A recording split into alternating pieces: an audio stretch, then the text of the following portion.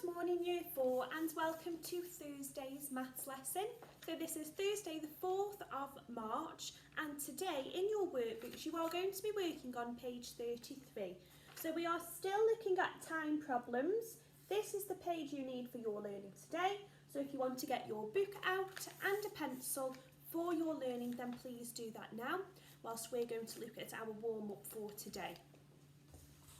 Okay, so we're going to do our brain warm-up and we're going to have a go of fruit splat. I've had lots of feedback about fruit splat and I know that some children have been watching playing fruit splat at home, so that's brilliant that you are looking at those corresponding words to the digits. So we're going to have another go at that just to get our brains moving, and then we are going to start with our learning for today. Okay, so I'm going to just take us over to the link. We know that if you do want to have a go at fruit splat at home, you can search it on Google, fruit splat, and if you put in top marks, that's also an easier way to access it as well.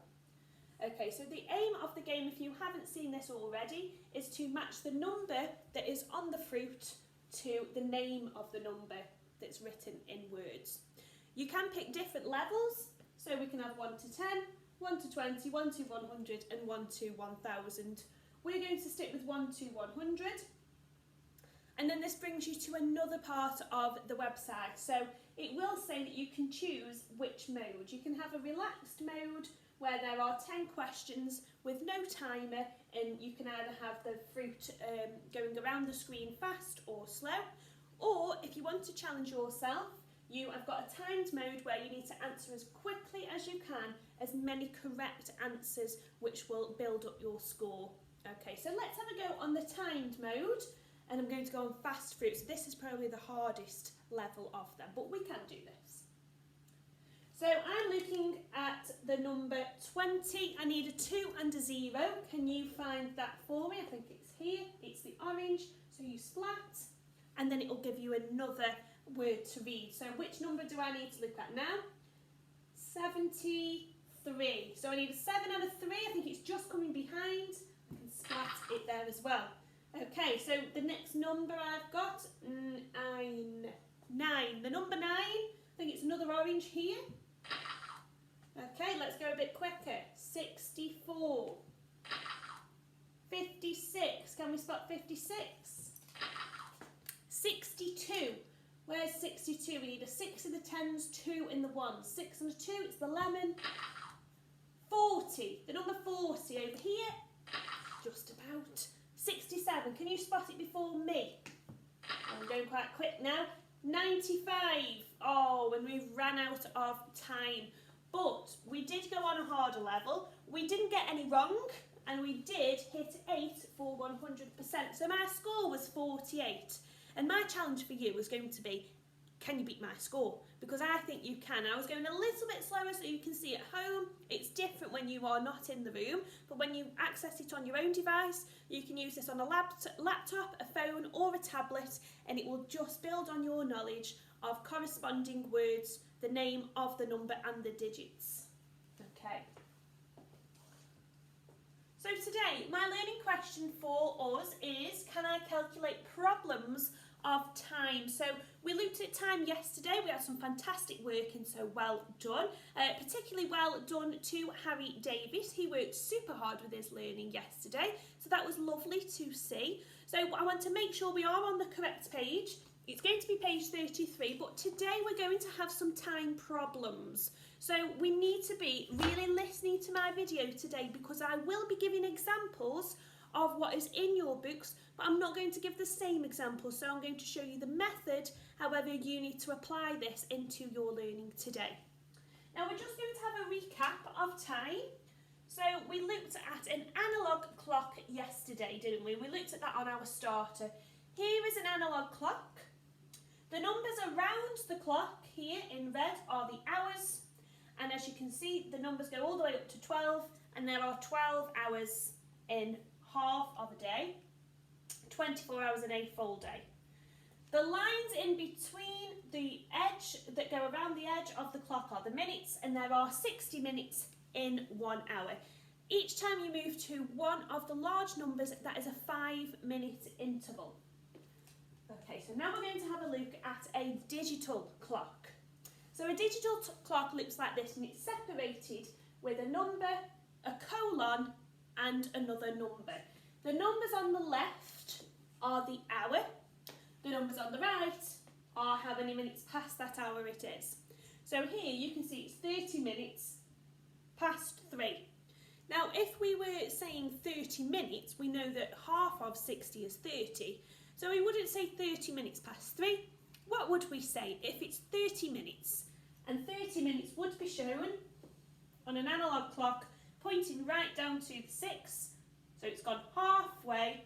So we would then say that it would be 3:30. Okay, so if you got that at home, well done. Now, what I want us to do is have a look on the board. I've got 3 examples of how we could tell the time. And I want us to transfer this now into a 12-hour and digital clock. So I'm going to get my pen. I'm going to have a look at the top one. Can you read that word for me at home? Noon. Who knows what time we would mean when we say at noon? Does anybody know what time that would be? If you do know at home, that's fantastic. Maybe we haven't heard of noon, but we might have heard of midday. Midday is when we are 12 hours through the day, which means we are halfway through. So when we have our dinner at 12 o'clock, that is noon, that is midday. And that's because we are halfway through the day. There are 24 hours in a day. So half of 24 is 12. So I need to show 12 p.m. in a digital clock. So I'm going to put my colons that separate my hour and the minutes. Now, if it's 12 o'clock, the minutes have not gone past. So my minutes are going to be a 0 and a 0. And what hour did we say was halfway through the day? It was the hour 12, wasn't it? So I can put a 1 and a 2, which would show 12. That is also represented as noon or midday. Okay, so let's have a look at my blue example. So here it says 3 o'clock in the afternoon, and I want to represent that on a digital clock. So first of all, we put in our colon, don't we? Why do we put in our colon? What did I say we use the colon for? It separates my hours and minutes, doesn't it? So I want 3 o'clock in the afternoon. So if it's o'clock, again, my minutes have not gone past that 12. There are no minutes past o'clock, means that it is pointing to the 12. So I'm going to have 0 and a 0 to show that it is o'clock. What hour are we looking at? We're looking at the hour 3, so it's 3 o'clock. Okay, so that's how you would show that on a digital clock. Here I've got an analogue clock, but actually the numbers are not represented in digits, they are represented as Roman numerals. So what I want us to do is to work out what the time is on my Roman numeral clock.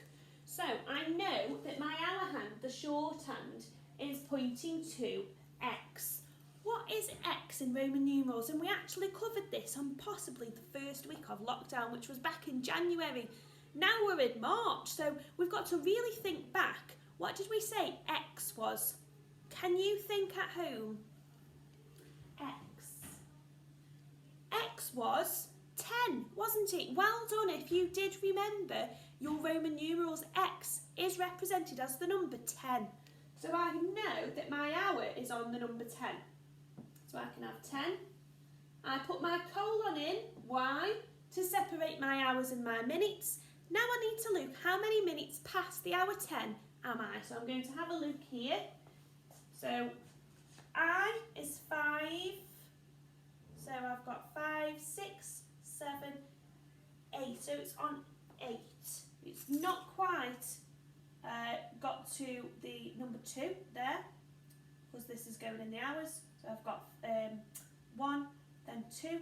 It's almost coming up to 10 minutes past, but I've just got to double check where that long hand is going, which is up to the number 8. So if it's 8 minutes past, I wouldn't just put that. That doesn't look right, does it? I don't put that. I actually have to put a 0 before, because there needs to be 2 digits in the minute column of our digital analog clock. So I need to put 0 as if it was in the tens column. So there's nothing in the tens column. In the ones column, it's 8. So it's 8 minutes past 10.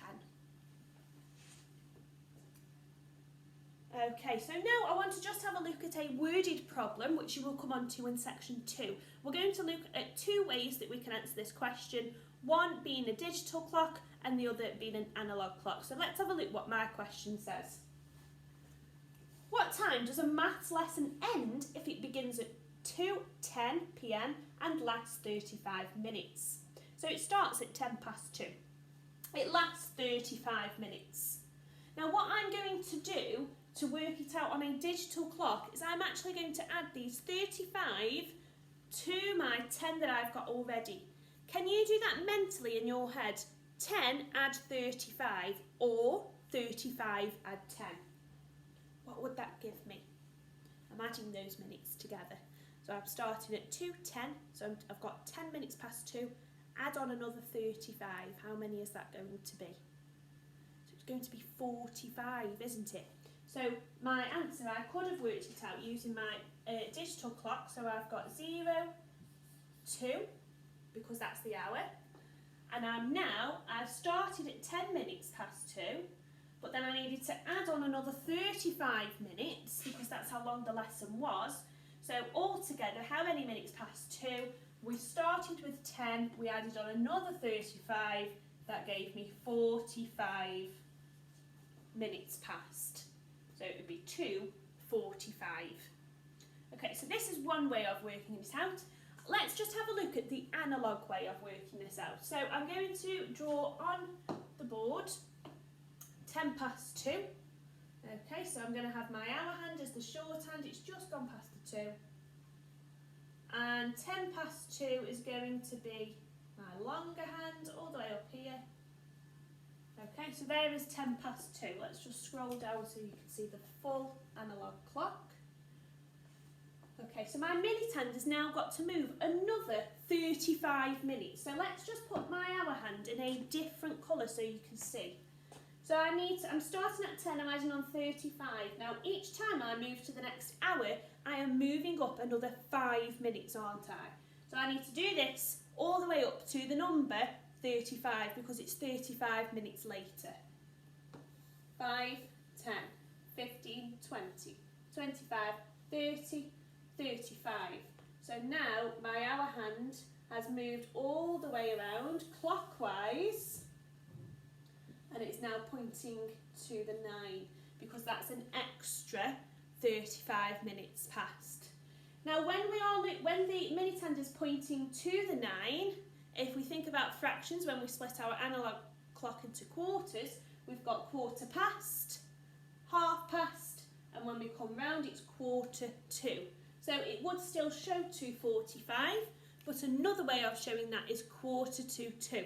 Okay, so when you come on to looking at your worded problems, you can either use my method with the digital analog clock or the other method of an analog clock as well. It's up to you which one you use, it's which one you feel more comfortable with. If you want to use one and then check with the other method, that's also fine as well. Okay, so when you have finished all of your learning for today, remember to head over onto TT Rockstars. We are really building up scores, and at the moment, as it stands, girls, you are winning. So boys, I need you to hop on over to TT Rockstars and get practicing your times tables because we are almost at the end of our battle. We've got one more day left. So after you have sent in all of your work to the Year 4 email address, make sure you head over to TT Rockstars and you earn some points for your team. Okay everybody, I'll see you tomorrow and good luck with your learning.